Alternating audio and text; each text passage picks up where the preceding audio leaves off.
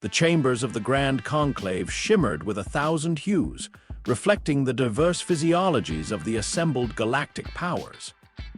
Beings of silicate, plasma, and complex organic compounds occupied their levitation perches. Their collective hum a symphony of ancient civilizations. At the center of the vast, circular hall, a being of pure shifting light, known only as the speaker for the Lumina Concorde, pulsed with urgency. Its synthesized voice resonated, calming the usual clamor. Esteemed delegates, the Lumina speaker projected, its form momentarily solidifying into an intricate fractal. We revisit the Sol designation, Unit 3, often referred to by its native inhabitants as Earth. Our prolonged observation of species human has yielded data that necessitates immediate, collective deliberation. Their trajectory defies established galactic developmental models. A ripple of discontent spread through the chamber. The Sol system was considered peripheral, its primary world a verdant yet undeveloped biosphere. For centuries, the Conclave's policy had been one of non-interference, allowing nascent civilizations to progress naturally. The Lumina speaker continued, projecting complex, rapidly evolving simulations above the Conclave floor. Their technological advancement, while initially slow by our standards, has accelerated exponentially in recent centuries. More concerning is their inherent adaptability.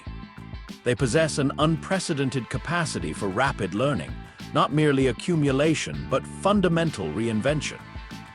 Their social structures, though often tumultuous, exhibit a startling resilience and a unique ability to unify against external pressure. Our predictive algorithms, robust for millennia, falter when attempting to forecast their next evolutionary leap.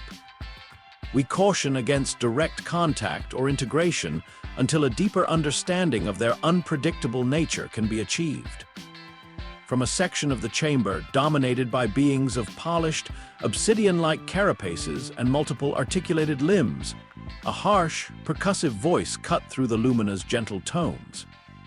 Hegemon Prime Verak of the Cathar hegemony extended a forelimb, its claws clicking against a data slate. Such caution is misplaced, Lumina speaker. Your Concorde's models are attuned to the slow, predictable evolution of species in stable environments. This humanity you speak of is an emotional, fragile organism prone to internal conflict. Their rapid technological bursts are chaotic, not systematic. We have observed their internecine squabbles, their short lifespans, their limited physical prowess. Varak's voice deepened, resonating with a metallic timbre. The Cathar hegemony requires new bioresource worlds. Sol 3, with its abundant water, diverse ecosystems, and mineral-rich crust, is an ideal candidate for integration into our resource network. Their primitive orbital defenses and rudimentary energy weapons pose no threat. We will initiate contact. We will offer them the undeniable benefits of hegemony oversight, stability, order, and managed progress. Their so-called unpredictability is merely a lack of structured logic. Our protocols will provide that structure. Any resistance will be swiftly neutralized through calculated, minimal force. There is no fallout to fear from a species so clearly outmatched. A few Conclave members shifted uneasily. The Cathar hegemony was a dominant power, known for its unyielding logic and overwhelming military might. Their integration policies were notoriously swift and absolute. But most remained silent, deferring to the hegemony's confidence or perhaps simply unwilling to challenge it. The Lumina speaker pulsed once more, a faint, melancholic light. As you decide, hegemon, but know that some patterns once initiated defy containment. Days later, the Cathar hegemony's first contact and resource acquisition fleet emerged from slipspace at the edge of the Sol system. It was not a war fleet in the traditional sense, but an armada of colossal resource processors, automated defense platforms, and a single, formidable diplomatic vessel, the Iron Will.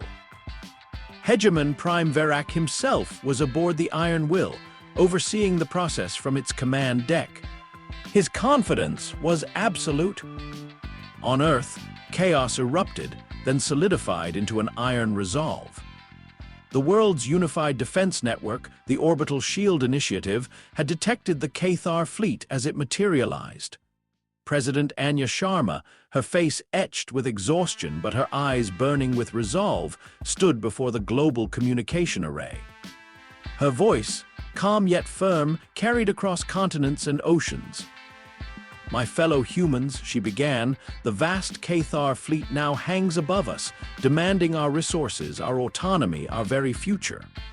They offer us order and progress under their dominion, but they do not understand us. They have misjudged the spirit of this planet. We have fought, we have stumbled, we have risen from the ashes of our own making countless times. We will not yield, we will not be managed, we will not surrender. To every nation, every citizen, every soul on Earth, prepare. We will show them the true meaning of human resolve." The Cathar response was swift and precisely calibrated. A single surgical beam from the iron will lanced out, striking Earth's primary geosynchronous communication satellite. The satellite disintegrated in a silent flash, its debris scattering across orbital paths. Moments later, an old, decommissioned human research station, Unity Alpha, met a similar fate. The message was clear: precision, power, and overwhelming technological superiority. The Cathar expected a culling of fear, a rapid collapse of resistance. Instead, a chilling silence settled over Earth's orbital defenses, a pause that baffled the Cathar strategists. Hegemon Prime Verac monitored the human response data. Their orbital defenses, though primitive, were not scattering. Their energy signatures, though weak, were not dissipating. His logical models predicted panic. Instead, he saw coalescence. Below him, on Earth, Commander Eva Rostova, a veteran of countless low-orbital defense drills, stood on the bridge of the Sky Hammer, a retrofitted atmospheric transport gunship now designated a defense interceptor. Her eyes, steely gray, tracked the Cathar fleet on the tactical display. "They think they've shown us fear," she muttered, a grim smile touching her lips. "They've only shown us where their guns are pointed." Around her, the Sky Hammer's skeleton crew worked with a desperate urgency. The vessel's cargo bay, once filled with humanitarian aid, now housed a volatile mix of repurposed rocketry and improvised kinetic accelerators, aimed through hastily cut ports in the hull. Its original thrusters, designed for suborbital flight, screamed under the strain of continuous full-burn maneuvers. It was a contraption of desperation, fueled by human ingenuity. Deep within a subterranean research facility, Dr. Aris Thorne, a lean, perpetually disheveled xenolinguist, hunched over banks of flickering screens. He had spent his life deconstructing the patterns of communication, the nuances of alien thought, yet the Cathar's rigid, mathematical logic was a puzzle he was furiously attempting to solve. The hegemony's initial broadcast, meant to intimidate, had instead provided a treasure trove of data. He pored over the Cathar's energy signatures, their precise targeting patterns, their communication frequencies. "They are efficient," he mumbled to his silent, holographic assistant. "Too efficient. Their energy weapons cycle on predictable patterns. Their shield harmonics are astonishingly uniform. They expect a chaotic, disorganized resistance. They expect a species that breaks. We are not that species." Above Earth, the Cathar, having received no surrender, decided to escalate. Hegemon Prime Verac ordered a preliminary orbital sweep by a squadron of automated scout drones. Their purpose was to map human orbital assets, identify remaining defense nodes, and clear the path for resource processors. Each drone was a formidable, multi-weaponized craft, far superior to any human aerospace vehicle. Commander Rostova received the intelligence. "Enemy drones inbound, multiple vectors. They think this will be a walkover." Lieutenant Jack's status on the junk jammers. On a secondary monitor, a young, nervous-looking technician swallowed hard. All civilian orbital debris fields activated, Commander. We've spun up every last piece of space junk, from defunct satellites to loose panels. Set for high-velocity dispersal on the Cathar approach vectors. And the repurposed mining drones are ready. Rostova nodded. Good. This isn't a clean fight, and we're not clean fighters. The Cathar drones swept in, sleek and silent, their sensors immediately registering a multitude of small, fast-moving objects. Their targeting systems, accustomed to clear, organized battlefields, struggled to distinguish between legitimate threats and the swirling clouds of human-generated space debris. The drones were designed to engage military-grade vessels, not a blizzard of scrap metal. While their shields could deflect individual pieces, the sheer volume and unpredictable trajectories began to overwhelm their automated defenses. From the Skyhammer and a dozen other hastily converted civilian vessels, improvised kinetic accelerators began to fire. Not refined projectiles, but scavenged engine blocks, chunks of reinforced concrete, even compressed industrial waste, hurled at relativistic speeds. Most were deflected by the Cathar shields. But the impact, however minor, generated unexpected energy surges, momentarily disrupting the drone's internal systems. Suddenly, a massive, ungainly mining vessel, the ore crusher modified beyond recognition, lumbered into position. It was a slow, unwieldy target. The Cathar drones locked onto it, unleashing focused energy beams. The ore crusher's shields flared, then buckled. It was about to be obliterated. But the ore crusher wasn't there to fight. Its true purpose was revealed as it ejected its entire payload. A dense cloud of small, nondescript canisters. These were not weapons, but the repurposed pressure vessels from industrial-grade atmospheric scrubbers, filled with Earth's most volatile liquid propellant. As the Cathar drones closed in, their shields momentarily taxed by the ore crusher's demise, the canisters were remotely detonated. Not a single massive explosion, but a chaotic, cascading series of localized bursts. The expanding gases, mixed with vaporized propellant, created a blinding, superheated nebula of fire that engulfed the Cathar drone squadron. Their sophisticated targeting systems, designed for the cold vacuum of space, were completely overwhelmed by the atmospheric chaos. Many drones collided with each other, blinded and disoriented, while others succumbed to internal system meltdowns. On the bridge of the Iron Will, Hegemon Prime Verak watched the tactical display in stunned silence. His automated scout drones, considered invulnerable against a primitive species, were annihilating each other. This was not a calculated defense. This was madness. Their losses were minimal. Yes, only a handful of drones, but the method, it was illogical. They do not fight by the rules, Hegemon, his lead strategist stated, its voice a cascade of data. Their tactics are unprecedented. We cannot predict their patterns. Varak slammed a forelimb against his console, a rare display of agitation. These humans are not engaging with conventional military doctrine. They are adapting, and they are doing so with materials that defy any logical classification of weaponry. This is not a resource acquisition. This is a problem. He turned to his officers, his multifaceted eyes narrowing. This will not be a simple enforcement of order. This will require a greater application of force. Prepare for a full orbital sweep. Deploy the subjugation units. Every human orbital asset will be eliminated. Their planet will be brought to its knees. The Cathar hegemony still believed it was dealing with primitives, that a sufficient display of overwhelming power would suffice. They were about to learn that humanity, when underestimated, was at its most dangerous. Their caution had been ignored, and the fallout was only just beginning.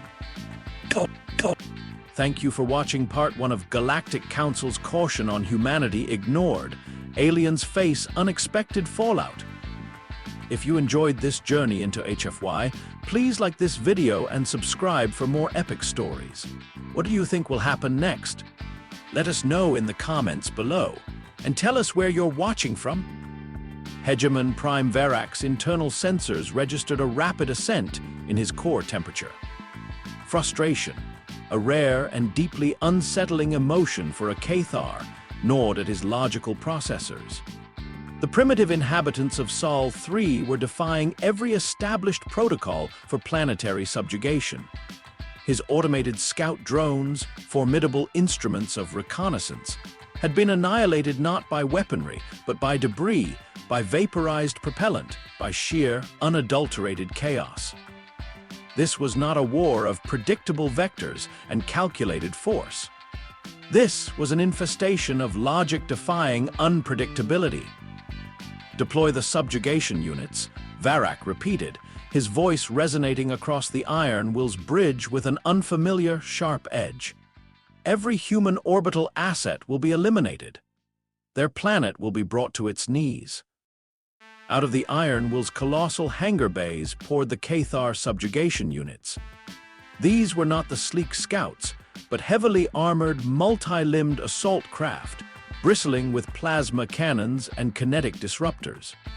Designed for the efficient pacification of unruly planetary populations, they moved with an ominous, silent grace, descending towards the vibrant blue-green marble that was Earth. They would not make the same mistake as the drones. Their internal processors were designed to filter debris, to compensate for atmospheric disturbances, to engage and vanquish any organized resistance. On Earth, President Anya Sharma watched the Cathar deployment from the Global Defense Network's Central Command. The holographic display shimmered with hundreds of new red markers, each representing a Cathar unit descending through the upper atmosphere. Her advisors, gathered around the console, offered grim silence. Commander Rostova, the President's voice cut through the tension, clear and steady. "Report on orbital defense saturation." Eva Rostova, on the bridge of the retrofitted Sky Hammer, now orbiting in a cleverly disguised junkyard of its own making, responded immediately. "President, enemy units are entering the upper atmosphere in force. Their shielding is vastly superior to the drone models. They are absorbing our conventional projectile fire with minimal energy drain. Our debris fields are having less effect. They've adapted." Sharma nodded. "Expected. Dr. Thorne, any new insights from the Cathar energy signatures?" Deep within the subterranean research facility, Dr. Aris Thorne's laboratory pulsed with the frantic rhythm of human ingenuity. Screens flickered with complex equations, alien schematics, and rapidly generated simulations.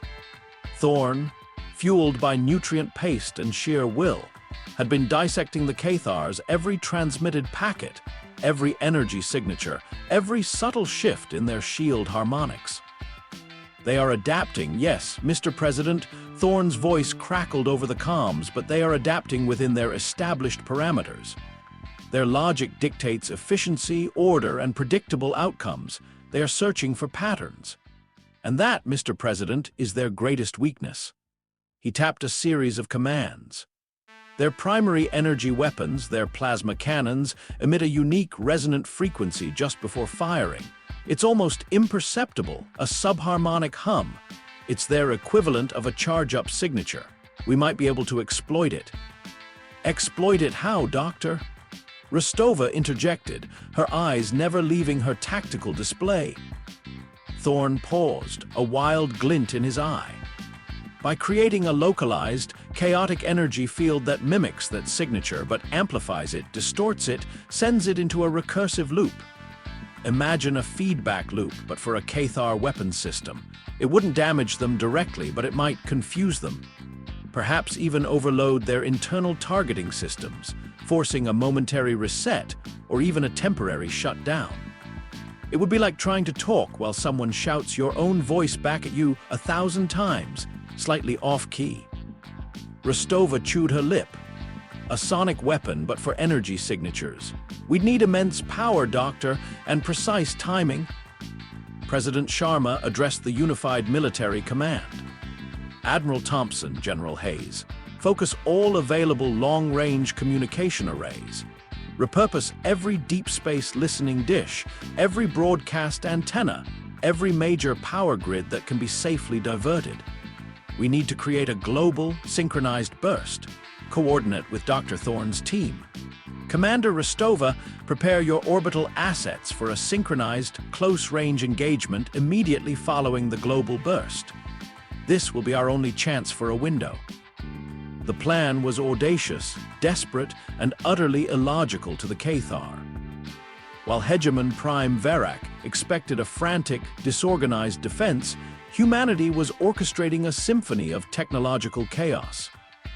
The Cathar subjugation units plunged through Earth's atmosphere, their advanced sensors identifying major population centers, military bases, and critical infrastructure.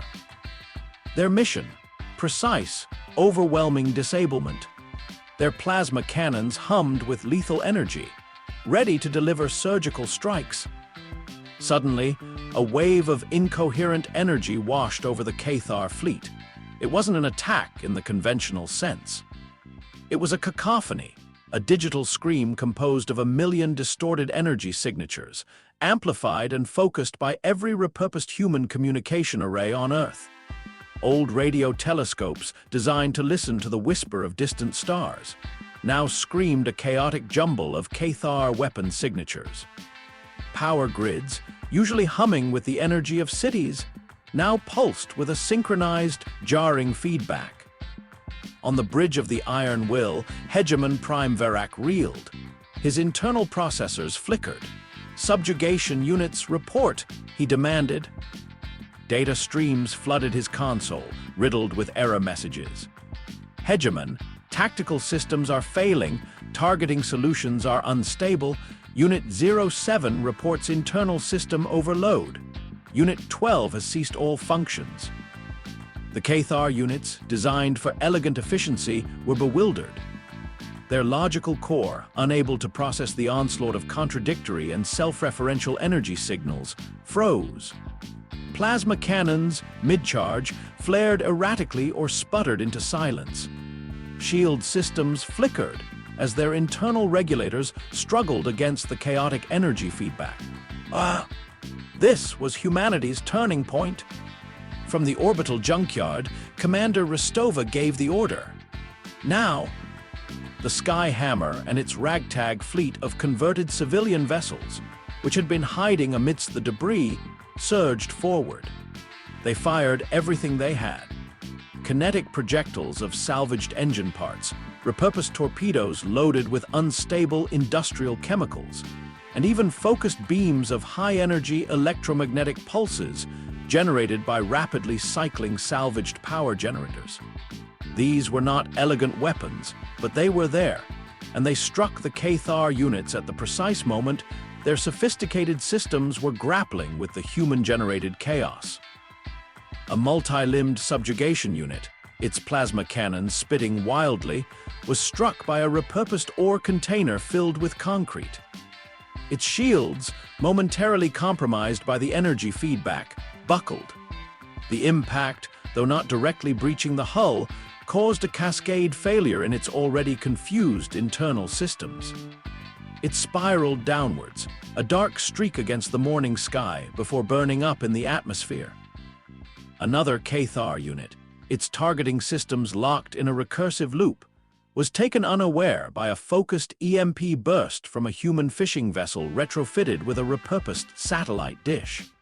Its powerful energy weapons went dark, its thrusters sputtered, and it drifted helplessly into a cluster of high-velocity space junk.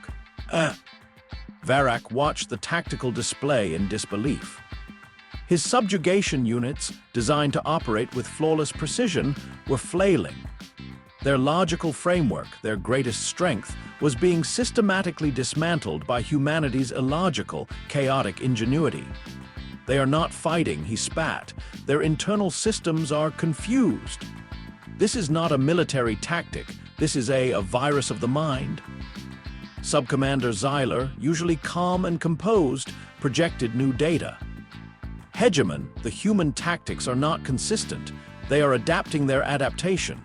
When we compensate for one frequency, they shift to another." When our systems filter for their chaotic energy, they switch to physical attacks at the moment of our shield regeneration cycle. They are learning our systems faster than our systems can learn theirs. Verax slammed a multi-jointed appendage onto his console, cracks appearing in the hardened durasteel. This cannot continue. Their planet, Sol-3, holds vital resources. Our logical models predicted swift compliance. This is an illogical waste of Cathar resources and time. On Earth, President Sharma received reports of the first Cathar losses. Small victories, but victories nonetheless. The global burst had worked, creating a window for Commander Rostova's desperate orbital fleet. Human morale, once teetering on the brink of despair, surged with a dangerous, exhilarating resolve. They had hurt the invaders. They had made them stumble. Dr. Eris Thorne, his face smeared with grease and his eyes bloodshot, laughed maniacally in his lab. They rely on their patterns, Mr. President. They program their ships with thousands of battle scenarios, but not a single one accounts for a species that uses improvisation as its primary weapon. We are throwing every spanner, every wrench, every ill-fitting gear into their pristine, perfect machinery. But Hegemon Prime Verac was not one to be defeated by illogical chaos. If precision and logic failed, brute force would prevail.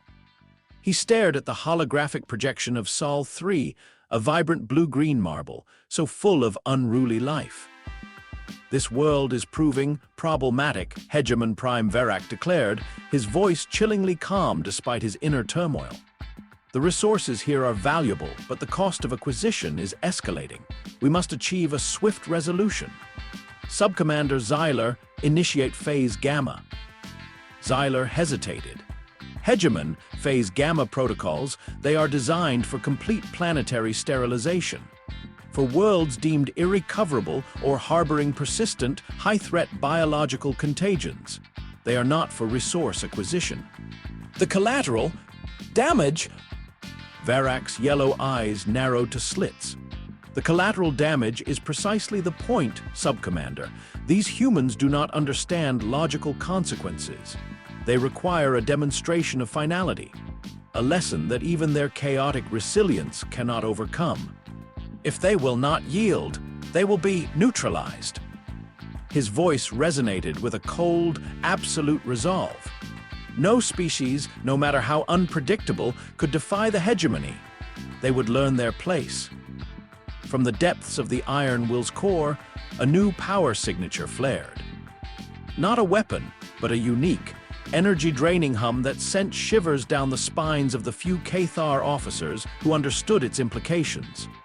This was the charge-up sequence for a planetary nullification field designed to strip a world of its atmosphere, boil its oceans, and reduce its surface to a lifeless, sterile rock. It was a weapon of last resort, a tool of absolute, undeniable destruction. On Earth, Dr. Eris Thorne, who had been feverishly analyzing the sudden, massive energy surge emanating from the Iron Will, stiffened. His screens flashed with a terrifying sequence of readings. President Sharma. Thorne's voice was no longer frantic, but cold with dawning horror. They are activating a planetary nullification field. It will sterilize the entire world. Estimated time to full charge, less than 2 hours. The holographic display of Earth suddenly changed. A faint, almost imperceptible shimmering dome began to form around the planet, emanating from the Iron Will. It was growing, expanding, an invisible wall of finality. President Sharma's gaze swept across her gathered leaders, her eyes betraying no fear, only a terrible, steel-hard resolve. Commander Rostova, Dr. Thorne, she began, her voice calm, utterly devoid of panic. Our objective has changed. We are no longer defending Earth. We are fighting for humanity's very existence. Above them, the nascent nullification field pulsed, growing stronger with every passing second. Humanity had proven it could adapt, improvise, and even hurt the Cathar. But against a weapon designed to erase a world from existence, what could even the most unpredictable species do? The silence that descended upon the command center was profound, broken only by the hum of technology and the rapid beating of human hearts, facing an impossible existential threat. And that's the end of Part 2 of Galactic Council's caution on humanity ignored. Aliens face unexpected fallout. The Cathar are escalating in a truly terrifying way. Do you think humanity can possibly survive a planetary nullification field? What wild, illogical solution will Dr. Eris Thorne and Commander Eva Rostova come up with next? Don't miss Part 3. Hit that subscribe button and ring the notification bell so you're the first to know. The faint, almost imperceptible shimmering dome began to pulse around Earth, emanating from the Cathar command vessel, the Iron Will. It grew stronger with every passing second, an invisible wall of finality designed to strip a world of its atmosphere, boil its oceans, and reduce its surface to a lifeless, sterile rock.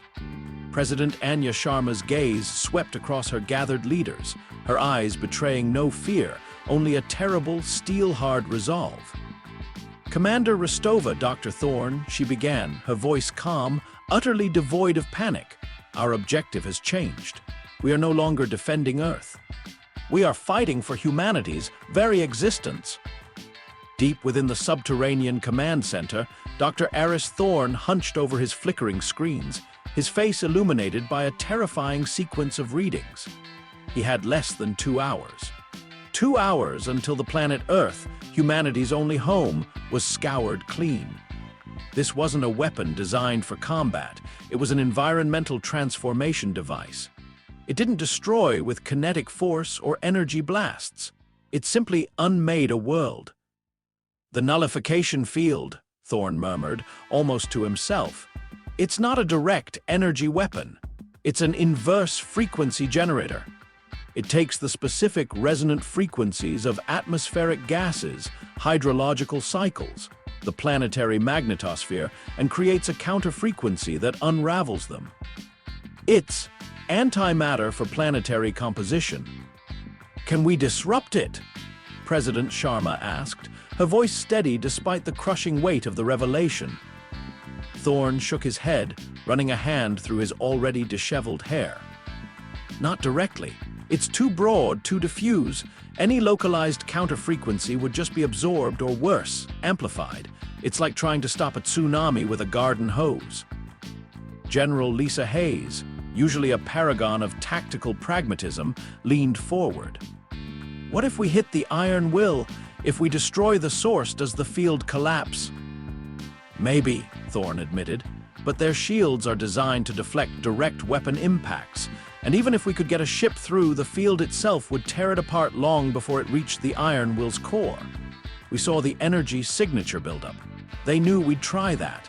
It's a fail-safe. A grim silence descended upon the command center. Humanity had faced impossible odds before, but this was different. This wasn't a battle to be won or lost. It was an execution. There was no tactic, no weapon, no maneuver that could stop a device designed to erase a planet. Then, Thorne's eyes widened, a spark of manic inspiration igniting in their bloodshot depths. Unless we don't try to stop it. Everyone stared at him. The Cathar, Thorne continued, his voice rising with frantic energy. They operate on strict logic, right? They expect predictable inputs. Their systems are designed to absorb and counter known planetary compositions.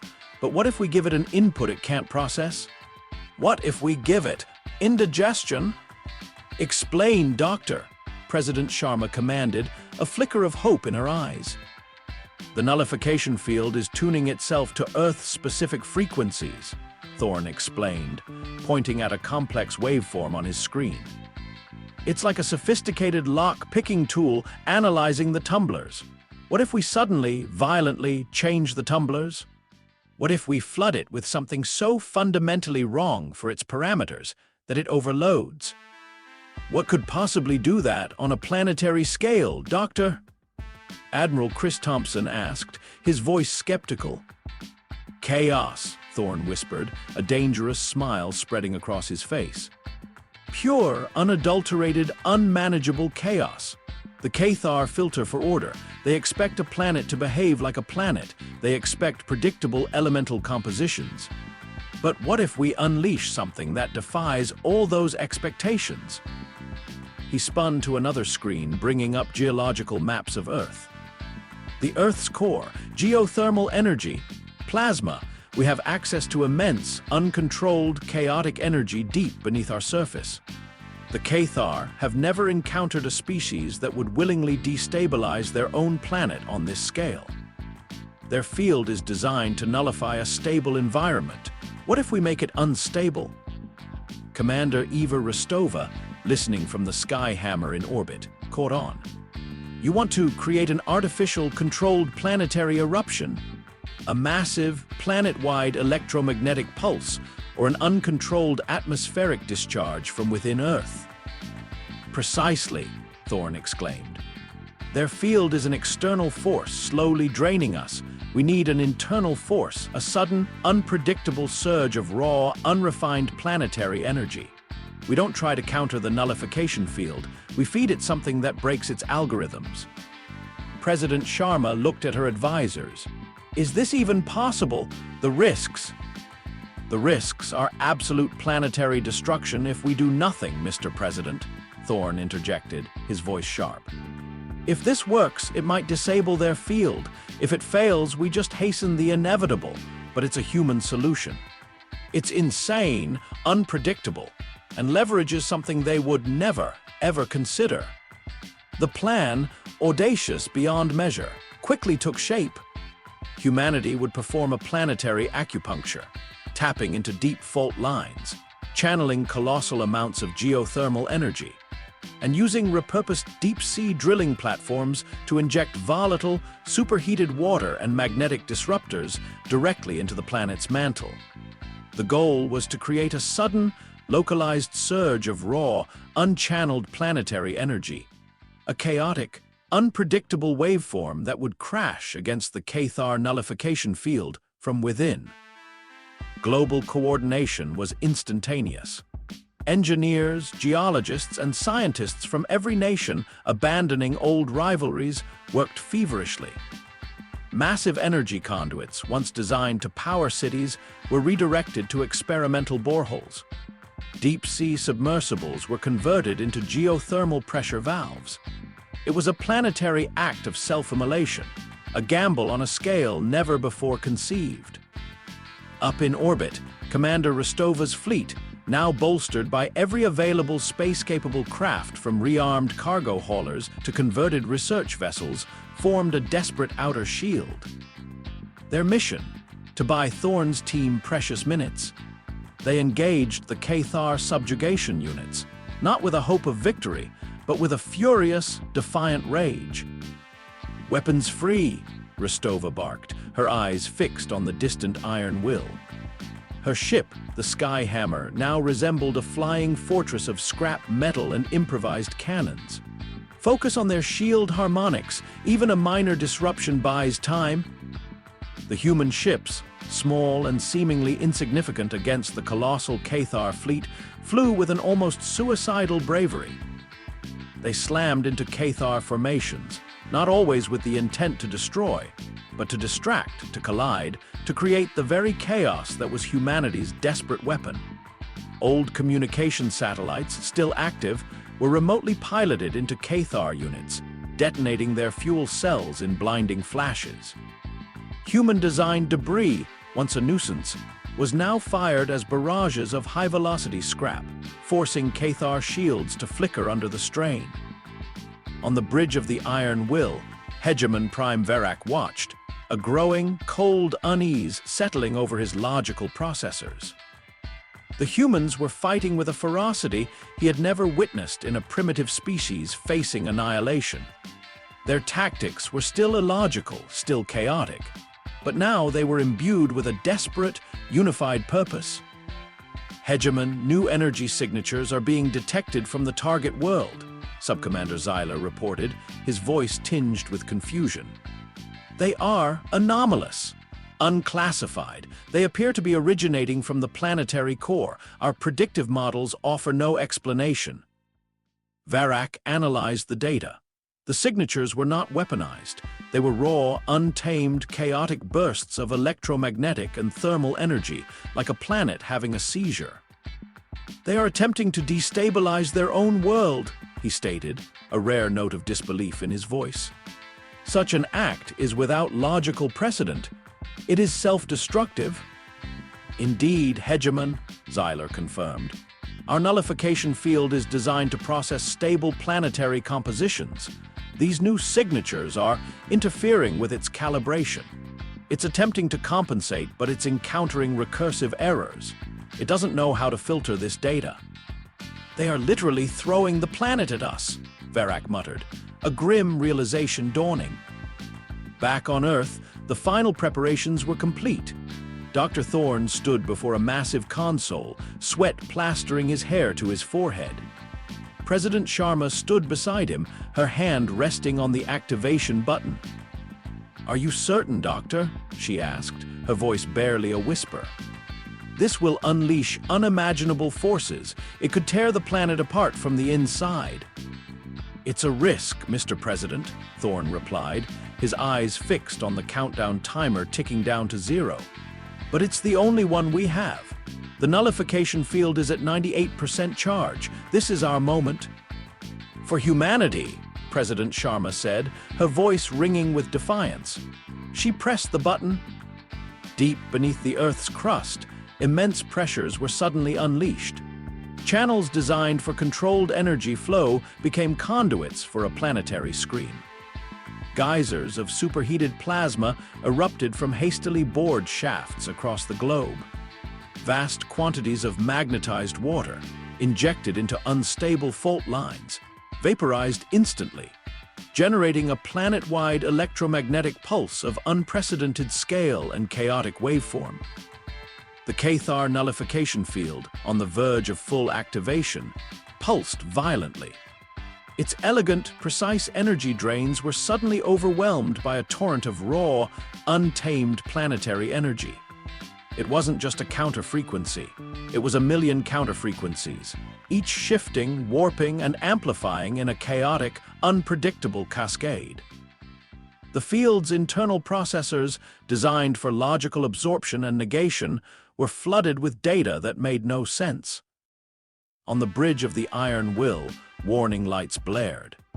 "Hegemon, the nullification field is failing, recursive feedback loop detected.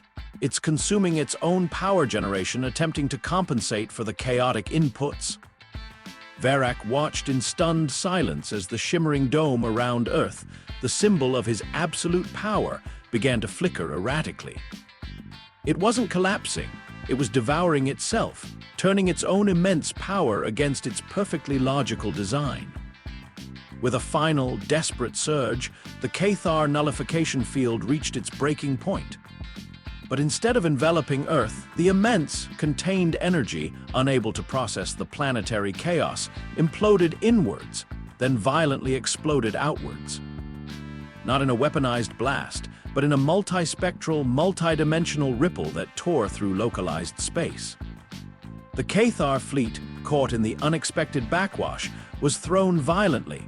Ships shuddered, internal systems shorted, and shields flickered dangerously. The Iron Will itself was buffeted, its massive frame groaning under the strain. Then a new, utterly terrifying phenomenon manifested. The localized space around Earth, warped by the chaotic implosion of the nullification field, began to twist. A vortex, not of gravity but of raw spatial distortion, bloomed in the void. It wasn't a wormhole. It was a tear, ripping open the fabric of space itself. Through the widening tear, a glimpse of something unimaginable became visible.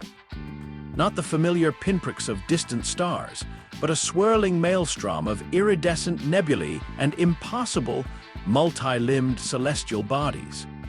A chorus of alien voices, too vast, too ancient to be Cathar, echoed from beyond the spatial tier. A sound that resonated not in the ears, but in the very core of one's being. On Earth, Dr. Aris Thorne stared at his screens, his face pale. The nullification field was gone, its energy dispersed into the cosmos. But the tier in space. "What have we done?" he whispered, his triumph turning to dawning horror. President Sharma looked up at the sky where the impossible vortex raged. They had saved Earth, but at what cost? What primordial forces had they just unleashed, or worse, alerted? Hegemon Prime Virak, his vessel finally steadying, watched the spatial anomaly with a terror he had never thought possible. His logical processors screamed with incomprehensible data. This was not a primitive species. This was a force of utter, unpredictable chaos. He had ignored the Lumina Concorde's caution, and the fallout was not just the destruction of his fleet, but the unraveling of space itself. As the alien voices from beyond the tier grew louder, clearer and closer, a new shadow fell upon the Cathar fleet. Not from humanity, but from the impossible depths of the universe, awakened by humanity's defiant, illogical act of self-preservation. What horrors lurked beyond the spatial tier, now peering into their galaxy? The galaxy was about to learn that humanity's refusal to yield came with cosmic consequences, not just for their enemies, but for everything. Can humanity face what they've just unleashed? What ancient horrors or unfathomable intelligences lie beyond that spatial tier? This is far from over. Don't miss the epic conclusion in Part 4 of Galactic Council's caution on humanity ignored. Aliens face unexpected fallout. Hit that subscribe button and let us know in the comments. If you had to describe humanity's last-ditch effort with just one word, what would it be? The spatial tier, a maelstrom of iridescent nebulae and impossible, multi-limbed celestial bodies, pulsed wider. From its swirling depths, the chorus of alien voices, ancient and vast, swelled, resonating not in the ears, but in the very core of one's being. The Cathar fleet, already reeling from the nullification field's backwash, found themselves caught in an inexplicable cosmic current, their vessels buffeted, internal systems flickering under an unseen pressure. On the bridge of the Iron Will, Hegemon Prime Virak stared at the unfolding impossibility. His logical processors screamed with an influx of incomprehensible data. This was not war, this was the universe itself unraveling, brought about by the actions of primitives. "This is impossible," he rasped, a sound utterly alien to his normally precise voice. "Their actions defy all physical and logical constants." Subcommander Zyler, clinging to his console, reported, "Hegemon, new entities detected emerging from the spatial anomaly. Their energy signatures are unclassifiable. Our weapons systems cannot lock on." Indeed, forms began to resolve within the chaotic luminescence of the tier. They were beings of pure, solidified light, shifting like aurora borealis made corporeal. They possessed no discernible limbs or features, only a graceful, terrifying presence that radiated an energy so ancient, it felt like the silent hum of creation itself. They drifted towards the Cathar fleet, their vastness dwarfing even the Iron Will. On Earth, in the subterranean command center, Dr. Aris Thorne watched the same terrifying spectacle. The triumph of disabling the nullification field had turned to cold dread. "They're not moving with propulsion," Thorne whispered, his voice thin with awe and fear. "They are flowing. They're beings of pure energy, tied to the fabric of spacetime itself." President Anya Sharma stared at the holographic projection of the cosmic tier. "What do they want, Doctor? Are they a threat?" Thorne's eyes, however, were not fixed on the advancing light beings, but on the spatial tier itself, and the residual energy patterns left by the Cathar nullification field's implosion. The nullification field didn't just explode, Mr. President. It created a localized singularity, a tier in the very fabric of reality. These entities, they're not invading, they're responding. They were contained perhaps for eons, and our desperate act just provided them an escape route. He began furiously tapping commands, his fingers a blur across the console. The energy signature of the nullification field's implosion, it's chaotic, yes, but it shares a harmonic resonance with these entities' movements. It's like a key. A very, very loud, very, very violent key. Commander Eva Rostova, still in orbit aboard the battered Skyhammer, transmitted, "President, the Cathar fleet is in disarray. Their ships are shutting down, systems overloading from proximity to the anomaly. What are our orders?" Sharma looked at Thorne. "Can we use this, Doctor? Can we guide them?" Thorne looked up, his eyes wild with a dangerous spark of inspiration. "Maybe not guide them, but speak to them with the same language that just tore space open." The Cathar nullification field was designed to unmake. Its final chaotic burst was a momentary, pure wave of cosmic entropy. These beings, whatever they are likely tied to that fundamental force. If we can replicate a controlled, focused version of that energy burst, not to defeat, but to signal, we might get their attention. Or we might just unravel our entire solar system. The gamble was even greater than before. Not just planetary destruction, but cosmic annihilation. Yet, the alternative was an unknown, unfathomable alien force drifting through their solar system, with a terrified, broken Cathar fleet as its potential first victim. "Do it, Doctor," President Sharma ordered, her voice resolute. "Commander Rostova, all remaining human ships form a defensive perimeter around Earth. Protect the planet at all costs, but do not engage the emerging entities. They are not our primary target." Rostova acknowledged, a chilling sense of dread mixed with a strange exhilaration gripping her. Humanity was about to attempt communication with beings from beyond reality, using the very chaotic force that had just saved them. Back in the lab, Thorne worked with a speed born of pure desperation and genius. He retrofitted the core components of the now-disabled planetary energy conduits, linking them to a repurposed Cathar shield generator captured from a downed subjugation unit. He needed to generate a burst of pure, chaotic energy, but one that was contained, focused, and rapidly modulated. It was like trying to sculpt a tsunami with a single drop of water. Their nullification field used an inverse frequency to unravel matter, Thorne explained to President Sharma, his voice strained. "We used a chaotic internal burst to make it overload and implode. The implosion created a spatial singularity.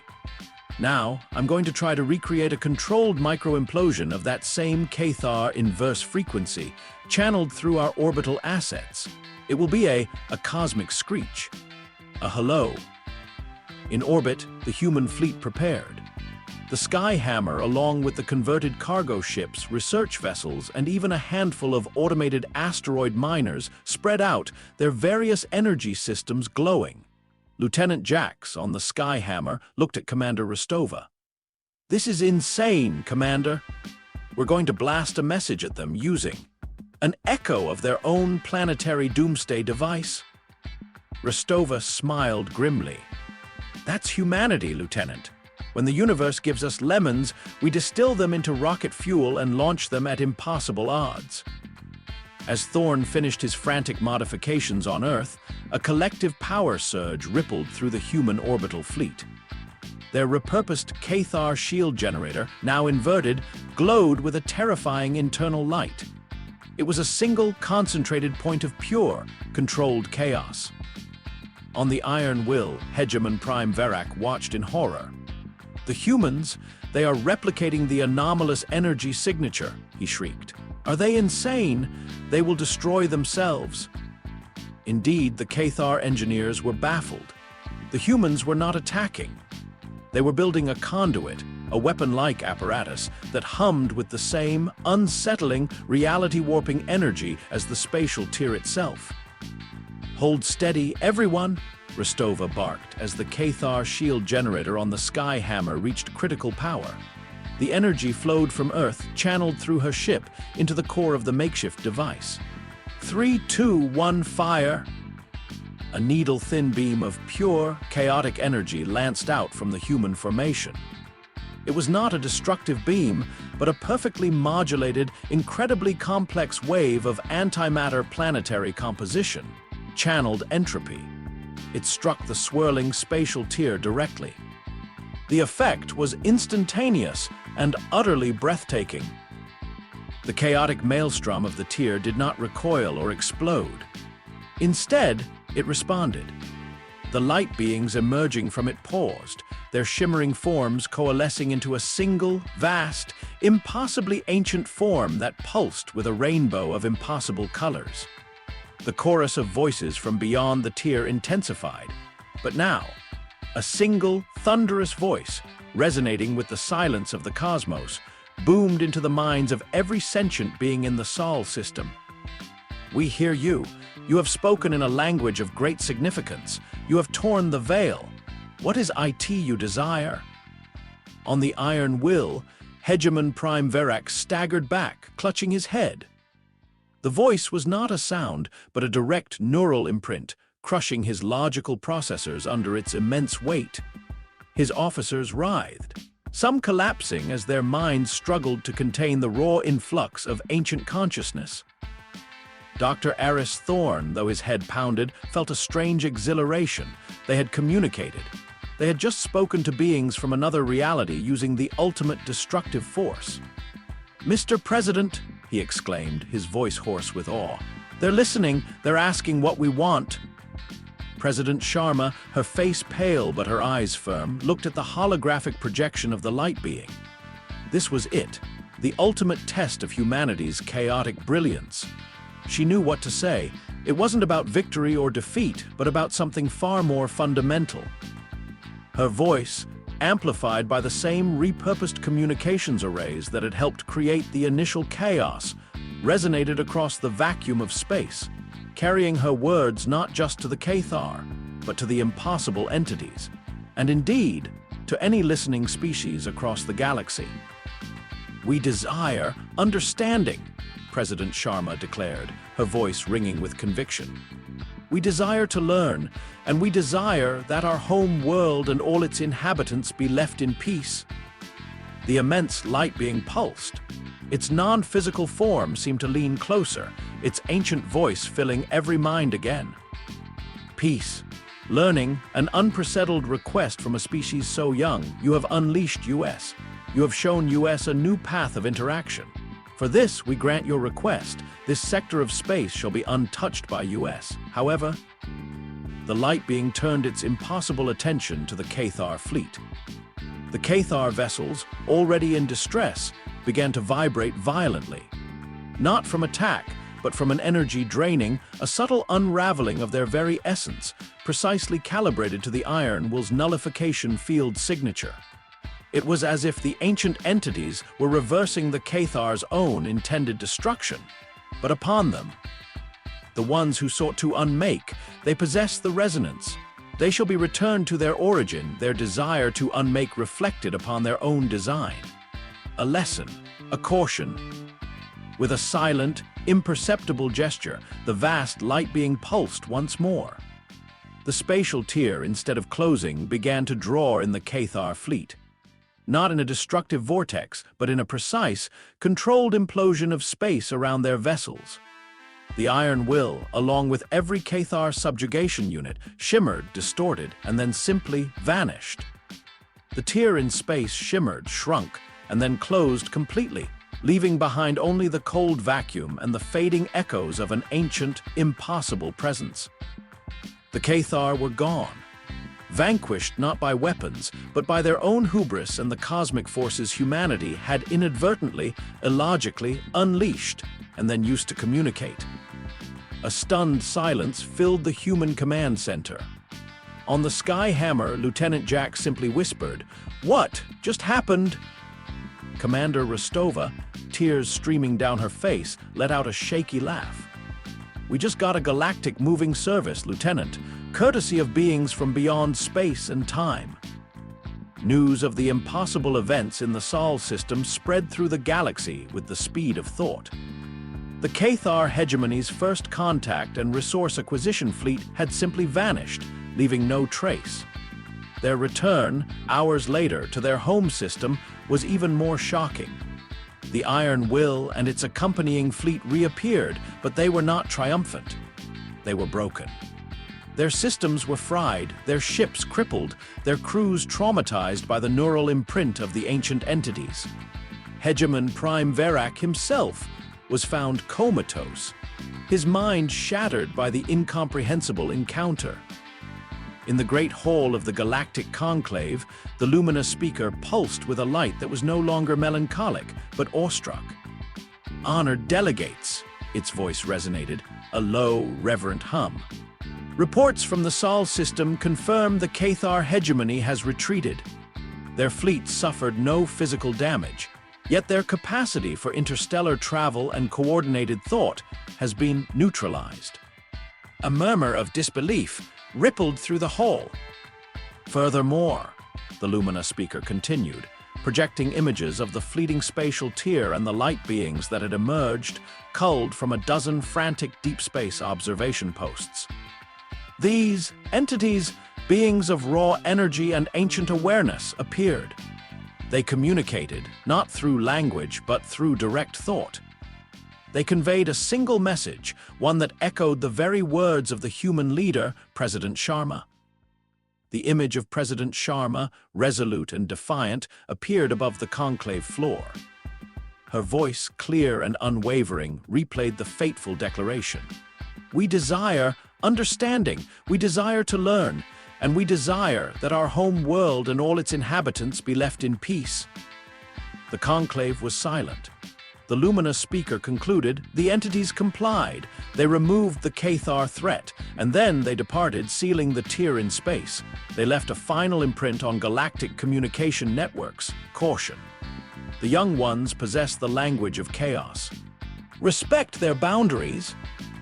Hegemon Prime Verak's former ally, the creature of polished, obsidian-like carapaces, clicked his claws, but not in aggression, in contemplation. They spoke to them, to beings from beyond the veil, and they were obeyed. The Lumina speaker pulsed with undeniable truth. "Indeed, the humans, a species we cautioned against for their unpredictability, their internal conflict, their very illogical nature, they leveraged these very traits to not only save themselves, but to engage with cosmic forces beyond our comprehension. They are not to be contained. They are a force that reshapes everything they touch." In the years that followed, the galaxy changed. The Cathar hegemony, broken and humbled, spent decades rebuilding their collective psyche, forever wary of illogical solutions. Other species, witnessing humanity's impossible survival and their strange, chaotic brilliance, approached Sol system with a newfound reverence. The galactic conclave, once hesitant to even acknowledge humanity, now extended an invitation for full membership, not out of pity, but out of a desperate need to understand, to learn, and perhaps to prepare. Dr. Aris Thorne, now a celebrated figure, led a unified galactic research initiative, dissecting the residual energy traces of the spatial tier, attempting to understand the language of chaos. He stood on the newly constructed orbital research platform, a monument to humanity's ingenuity, looking out at the stars. Commander Eva Rostova, now an admiral, oversaw the rapidly expanding human stellar fleet, not of war, but of exploration. President Anya Sharma, her term extended by popular global mandate, looked out from her office at the thriving, united Earth. Humanity had faced down extinction, not by outfighting, but by outthinking, by being fundamentally, wonderfully, incomprehensibly human. They embraced chaos, found patterns in the unpredictable, and turned the impossible into opportunity. The caution had been ignored. The fallout was indeed unexpected. It wasn't a disaster, it was the dawn of a new age. An age where the universe was not just to be navigated, but understood in entirely new, chaotic, and exhilarating ways. An age where a young species, once deemed too volatile to touch, was now poised to lead the galaxy into the unknown, forever asking the universe, "What impossible thing will you show us next?" And everywhere, across thousands of worlds, beings looked up at the stars, not just with caution, but with a profound, terrifying, and utterly inspiring sense of wonder. Humanity? Heck yeah. And that concludes Galactic Council's caution on humanity ignored.